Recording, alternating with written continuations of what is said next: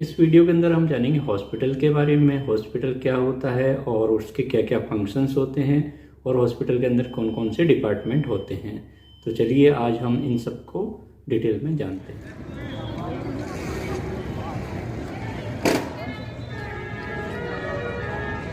तो सबसे पहले हम जानेंगे हॉस्पिटल की डेफिनेशन। हॉस्पिटल क्या होता है? तो जो हॉस्पिटल होता है वो एक ऐसा हेल्थ केयर इंस्टीट्यूट होता है जिसको कि मेडिकल और प्रोफेशनल स्टाफ के द्वारा ऑर्गेनाइज किया जाता है और जिसमें परमानेंट फैसिलिटीज़ उपलब्ध रहती है, जैसे कि पेशेंट के लिए बेड और उसके अंदर मेडिकल, नर्सिंग और दूसरी सर्विसेज पेशेंट को प्रोवाइड की जाती है जो कि हेल्थ रिलेटेड होती है। अब हम जानेंगे functions of the hospital. Hospital के क्या क्या मेन फंक्शंस होते हैं। तो ये 4 प्रकार के रहेंगे: preventive functions, curative functions, training function और रिसर्च फंक्शन।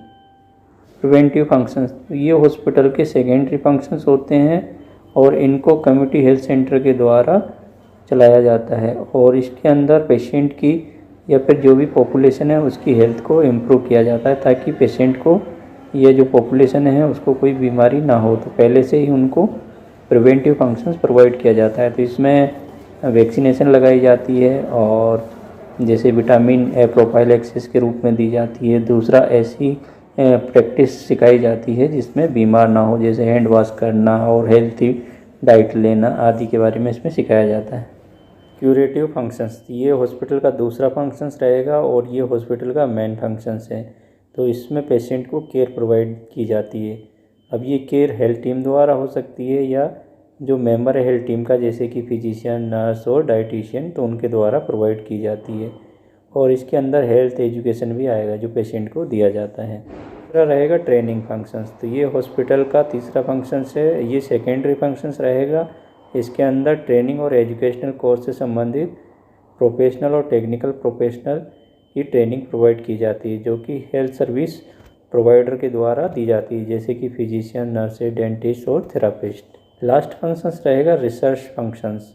ये भी हॉस्पिटल का सेकेंडरी फंक्शंस होता है जिसमें कि हेल्थ से रिलेटेड टॉपिक पे रिसर्च की जाती है, जिसमें कि कैसे हेल्थ को इम्प्रूवमेंट करना है उस पर फोकस रखा जाता है और डिजीज़ से कैसे प्रिवेंट करना है, डिजीज़ से कैसे बचना है, तो इन टॉपिक पे रिसर्च की जाती है। अब आगे जानेंगे डिपार्टमेंट्स ऑफ हॉस्पिटल। हॉस्पिटल के कौन कौन से डिपार्टमेंट होते हैं। तो हॉस्पिटल में मेनली 2 डिपार्टमेंट रहते हैं: आउट पेशेंट डिपार्टमेंट जिसको हम ओपीडी कहेंगे और इन पेशेंट डिपार्टमेंट जिसे कहेंगे हम आईपीडी। तो अब हम जानेंगे आउट पेशेंट डिपार्टमेंट। तो इसमें ओपीडी रहती है, तो इसमें पेशेंट आते हैं तो इनको इन्वेस्टिगेट करके और यहीं ट्रीटमेंट लिख के पेशेंट को भेज देते हैं, इनको एडमिट नहीं करते। अब ओपीडी के अंदर क्या क्या किया जाता है, तो वहाँ पे पेशेंट के साथ कंसल्टेशन किया जाता है, पेशेंट का इन्वेस्टिगेशन किया जाता है और माइनर प्रोसीजर होती है तो उसकी सर्विस प्रोवाइड की जाती है। प्रिवेंटिव है, प्रमोटिव हेल्थ केयर प्रोवाइड की जाती है जिसमें ऐसी केयर दी जाती है कि पेशेंट को डिजीज़ ना हो या फिर डिजीज़ हो गई हो तो उसको ट्रीट किया जाता है। दूसरी, रिहेबिलिटेशन सर्विस प्रोवाइड की जाती है। एजुकेशन, पेशेंट को हेल्थ एजुकेशन दिया जाता है ताकि वो बाकी भविष्य में बीमार ना पड़े और उसको काउंसलिंग दी जाती है। इन पेशेंट मीन्स पेशेंट के साथ ऐसी प्रोसीजर की जाती है जिसके लिए पेशेंट को एडमिट करने की ज़रूरत पड़ती है, तो इसके लिए पेशेंट को हॉस्पिटल में एडमिट कर लिया जाता है और उसको क्लोजली मॉनिटर्ड किया जाता है उसकी जो प्रोसीजर होती है उसके दौरान, और उसके बाद में जब वो रिकवर हो जाता है तो उसको डिस्चार्ज कर दिया जाता है। तो इन पेशेंट में पेशेंट को एडमिट करेंगे और उसकी जो भी प्रोसीजर होगी और वो जब तक ठीक नहीं होगा तो उसको पेशेंट को हॉस्पिटल के अंदर ही एडमिट रखा जाएगा। अब जानेंगे दूसरे डिपार्टमेंट कौन कौन से और दूसरे डिपार्टमेंट है जो हॉस्पिटल के अंदर रहते हैं। तो सबसे पहले रहेगा मेडिकल डिपार्टमेंट। तो मेडिकल डिपार्टमेंट के अंदर एक अटेंडेंट डॉक्टर होता है जो कि जितने भी मेडिकल डिपार्टमेंट है उनका कंट्रोल करता है। तो इसके अंदर medicine department, paediatric, orthopaedic, surgery, skin, cardiology, psychiatric आदि डिपार्टमेंट आते हैं। नर्सिंग डिपार्टमेंट, तो इसके अंदर जितनी भी नर्सिंग से रिलेटेड सर्विस और एजुकेशन दिया जाता है तो वो नर्सिंग डिपार्टमेंट के अंदर आता है और इसमें सारे मिलके आपस में जितने भी नर्सिंग स्टाफ है वो नर्सिंग केयर प्रोवाइड करते हैं मरीजों को।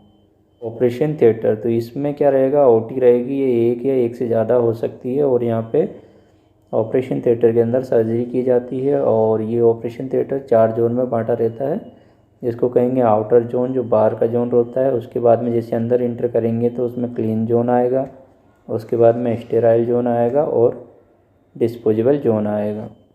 फार्मेसी डिपार्टमेंट, तो इसके अंदर फार्मेसी से रिलेटेड कार्य किए जाते हैं और यहाँ पे फार्मासिस्ट ड्रग को स्टोर रखता है और डिस्पेंसरी पे इसको भेजता है और ड्रग से पेशेंट को सप्लाई की जाती है। रिहेबिलिटेशन सेंटर, तो ये डिपार्टमेंट है जो रिहेबिलिटेशन से संबंधित कार्य करता है और ऐसे फंक्शंस प्रोवाइड करेंगे ऐसे मरीजों को जो डिसेबिलिटीज़ हो गई है जिनको, तो उनको रिहेबिलिटेशन केयर प्रोवाइड की जाती है जिससे कि वो जो डिजीज़ हुई थी उनको या कोई इंजरी हुई थी उससे उबर सकें। रेडियोलॉजिकल डिपार्टमेंट, तो यहाँ पे X-ray, ultrasonography, MRI, ECG, CT scan, ECG आदि की जाती है, इनकी जांचें की जाती हैं। पैरामेडिकल डिपार्टमेंट, तो इसमें लेबोरेटरी सर्विसेज और ब्लड बैंक फैसिलिटीज आएंगी। डाइटरी डिपार्टमेंट, तो इसके अंदर डाइटरी से संबंधित सर्विसेज आएगी। सेंट्रल स्टेराइल सप्लाई डिपार्टमेंट, जिसको कि हम CSSD भी बोलेंगे, तो इसके अंदर जितने भी हॉस्पिटल की जो स्टेराइल मटेरियल होते हैं तो उनको ऑटोक्लेव करके यहाँ से सप्लाई किया जाता है।